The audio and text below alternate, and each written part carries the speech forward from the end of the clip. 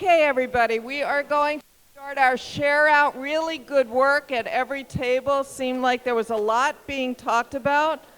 Lots of ideas, lots of pockets, lots of conversation. So, everybody has their report out person? We're ready? Okay, let's start with table number 1. Who is doing our report out?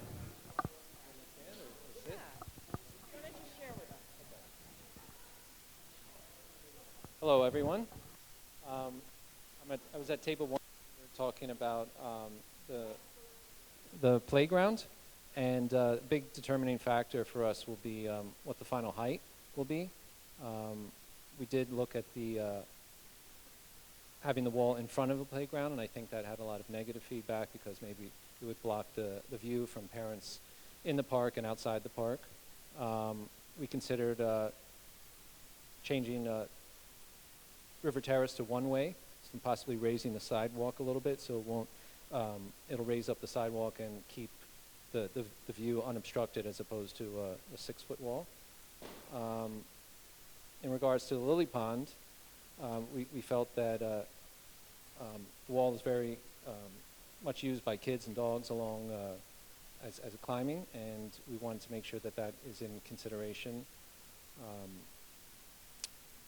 We weren't, I'm not sure if my notes were from about the lily pond. Less additions to the lily pond would probably be a preference over more. We think the green space is perfect as is. We think there's a lot of work that could be done in the field where there's a lot of existing. And one good point that was brought up is possibly considering putting the wall behind. Is this still not working? Which would not affect the original of the. Hello? So that's one. Those are the points. Okay, great. Thank you to table number 1. And we're going to move on to table number 2. And I do want to say that if you have comments on the comments, we have a comment box that you'll see on your way out, and you are welcome to add more comments there.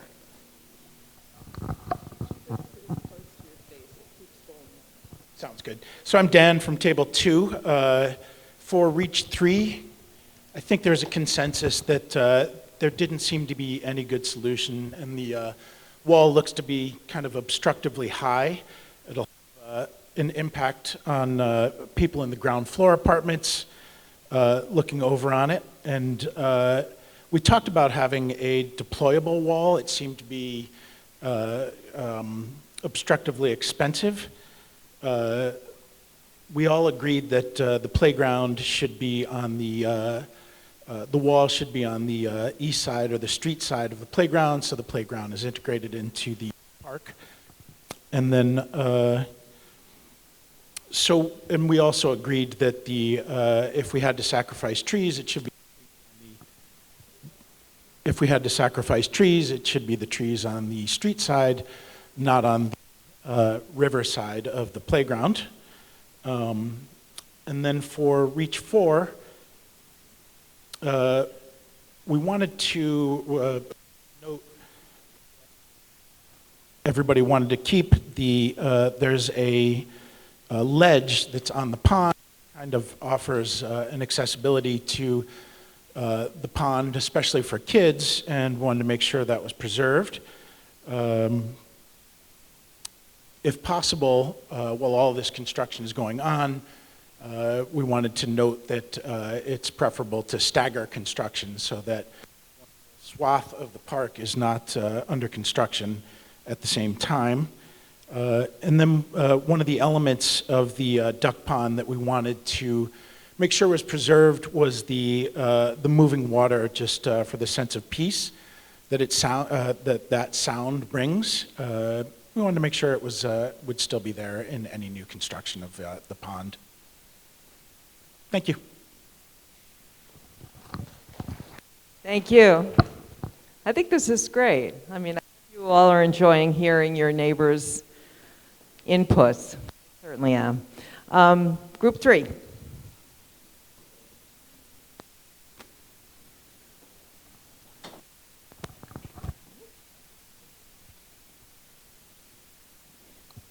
Hi, I'm William Rogers, Table 3. We preferred option number 1. We thought that keeping the connection between the playground and the park was very important. As someone who has raised 5 children in that park, I can tell you that the playground works incredibly well right now because there's so much flexibility, and to wall between it and the park would be a big mistake. We want that will help minimize the time of construction and the displacement of the residents. We like keeping the mature trees that are between the playground and the park versus the ones that are along the street.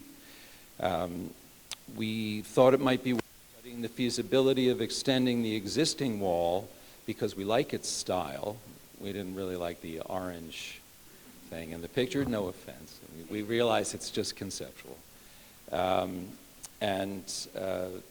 Yeah, we want to retain as much as possible what is there to minimize the cost and also the amount of time that this takes, because losing access is very important to the community, not losing access.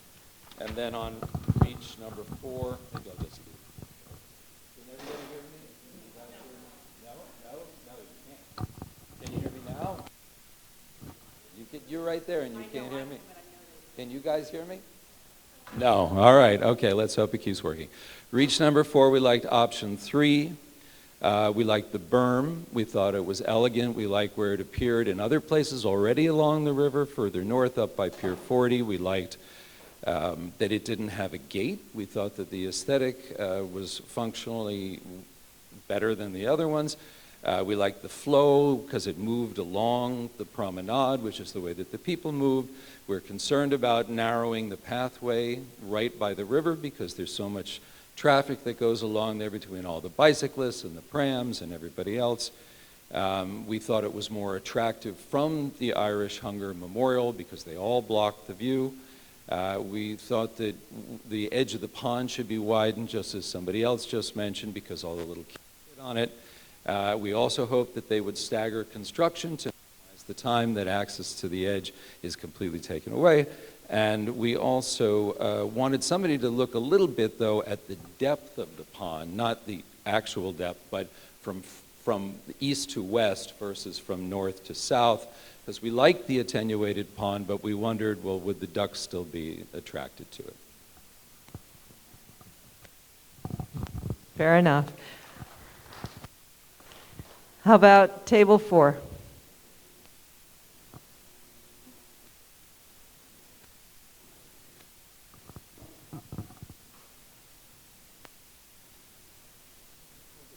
Yes. Hi, Susan Lee, and I'm from Table 4. It was a very informative session for us because I think a lot of the design, we didn't really look at the perspective of individuals with disability or needed wheelchair access. So that was one of the things that we talked extensively about, and I think that was a really good conversation. And I hope that the design build team will consider that. For Reach 3, we all agree that we didn't want option 3 because it broke up the park. We wanted the space to be continuous.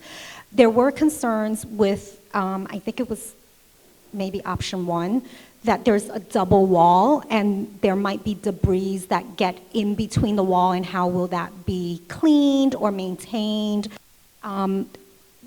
Having one wall and perhaps beautification, making more vegetation would make it more appealing to the residents and users of the park.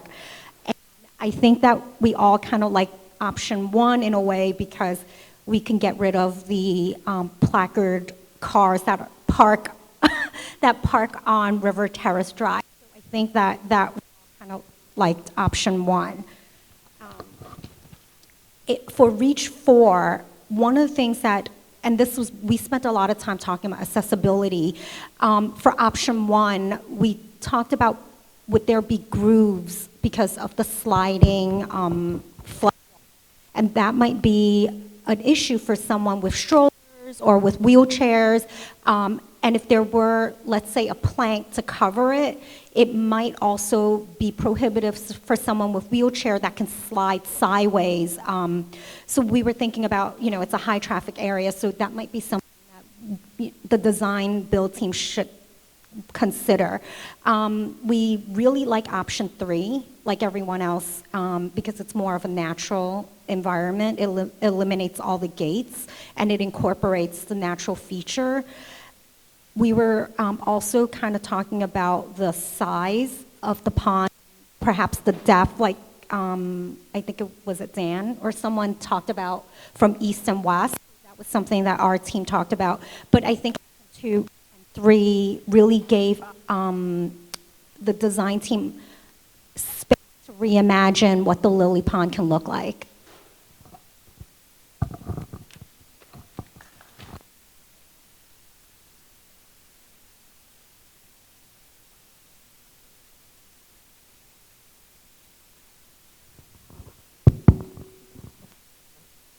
Okay, table number 5. Who is our reporter?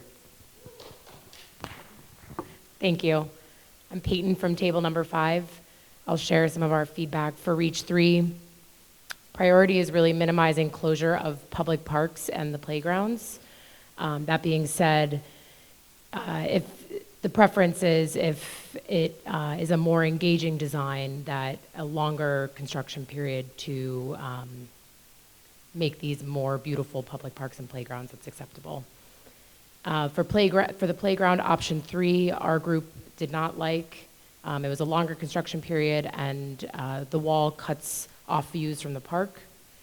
And if we need to go in and remove or obstruct the playground to make it a more resilient playground. And lastly, for Rockefeller Park, the group needed more details, construction timeline, and closure amounts. For Reach 4, the group's preferred option was option number 3, similar to a couple of other groups here. And that was mainly because, and this is only if it includes more green space, but also looking into expanding the berm and minimizing the big, ugly walls. Some of the concerns with this reach here are the microclimate impacts of the wall shadings, looking into the drainage options in option number 3, the pedestrian traffic from the ferry terminal, and the safety of the deployable gates. And then another concern of our groups was looking at the renderings kind of more in a comparable manner. I think the viewpoints are not comparable as it is in the booklet right now. Thank you. Okay, group 6. Brian, you're on. Yes. I am Brian Cushman from Table 6. We liked option number 2. The concern on option 1 was, while it's great to retain the park, the concern was making the street narrower would, seems okay if you have less parking, but those cars are going to go somewhere. They're going to go somewhere. So option 2, if you could redo the wall that's there and make it higher and have it be on the street, I think is what we like the most. Let's see, some of the questions that we discussed was, what studies are these flood estimates being based on? We were thinking that the NPCC should be maybe the gold standard for planning, and is that the most current study that they're using, or is there one that's about to come out?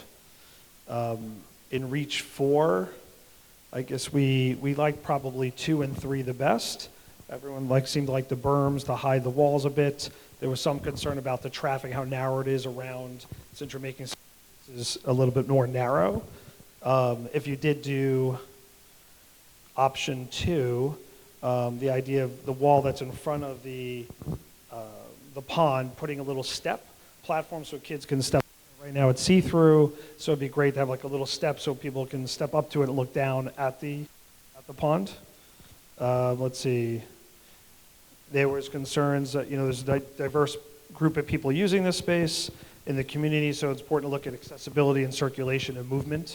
I think everyone's kind of said that. As much greenery as possible is always important. and also understanding what the vegetation that's going to be used there, how does it respond to salt water, so it doesn't immediately die if it touches salt water. And let's see, I think that was sort of it. And everyone, I think, wants, when they do use the rendering, something we discussed at our tables, making sure they're as accurate as possible. Similar viewpoints is fantastic too. And I think that's it. I think I covered it. They think you did great. So let's go to group 7.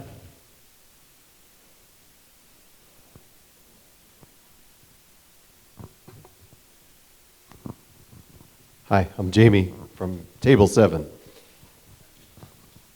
Reach 3.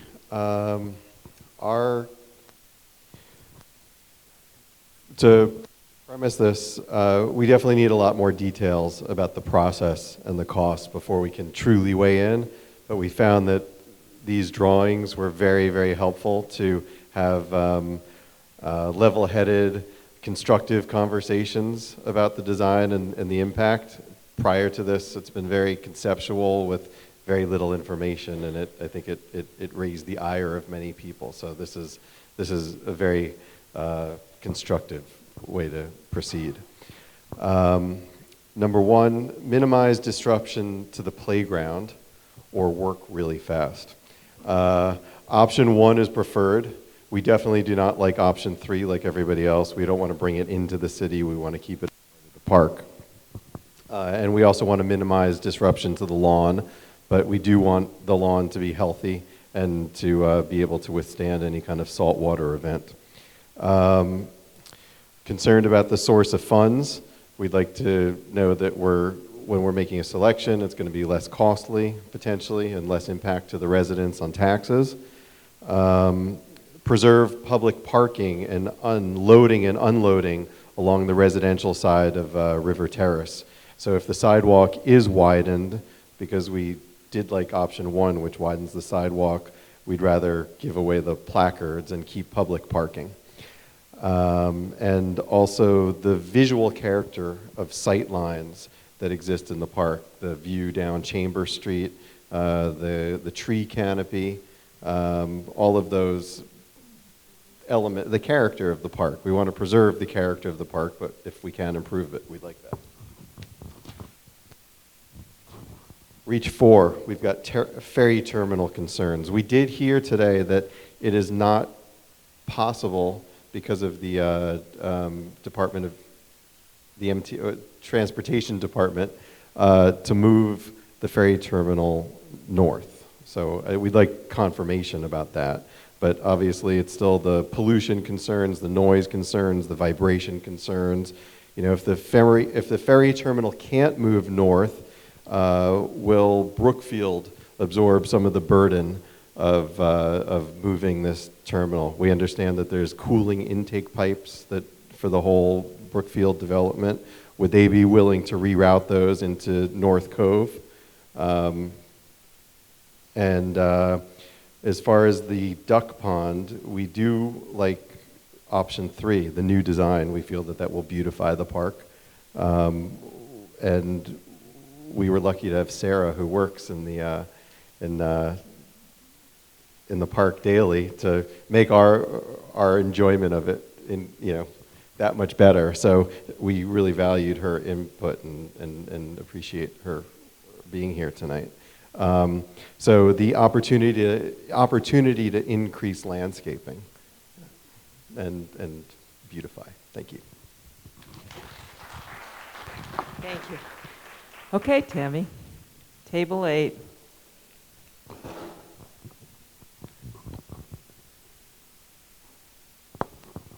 Hi, I'm Tammy from Table 8. And I'll be your last table this evening. Only kidding. Tip your waiters. Okay, for Reach 3, we all wanted to know about the time and the cost for options 1 and 2. Option 3 was completely off the table. We didn't want to know anything about it. Including in the cost and the time, we wanted to know how it'll be experiential for the people who live, work, and play in that park. So what parts of the park, what are the differences between option 2 and option 1 for what parts of the lawns and the esplanade would be open? How are people going to be able to experience Rockefeller Park during option 1 or 2? That's an important thing to think of in the short term and also the long term. We also talked about the walls. It's a really interesting thing that the walls in all the presentations were shown as giant orange blocks, but we know that that's not the way it's going to eventually be. So the question is, could they be green or living walls? And how can they, not a bush, because we understand that, but how you can create a stone wall that can include living opportunities to attract more bees and pollinators and natural environment. But how low can that wall actually be? Between 1 and 2, there was 4 foot to 6 foot on the street side. And the conversation that we found out was that there's a FEMA requirement between the wall and the first tree, there needs to be a 15-foot clearance, which then means that's a very big difference when you're looking at the plans to understand what the streetscape is going to be. And is that 15-foot a guideline that can be modified? Because if the whole street needs to be shortened by 15 feet to accommodate, or 12 feet to accommodate, then we're talking about other cascading effects about the trees and the walls and the street. Does it become a one-way street? Does it become, do we lose all the parking because the placards will then take over where the residents need to load and unload and deliveries and there is free parking? So there are lots of conversations between option 1 and 2 that we felt we needed more information on. That's really, really important. And knowing that the park has already been built, the playground, once, there wasn't an appetite at our table to incur additional costs on ripping the whole thing up to redo it again. So that's for reach 3. For reach 4, we said option 1 and 2 and not 3. And part of the experience and conversation goes to what one of the other tables said about the experience of being a person in Battery Park City.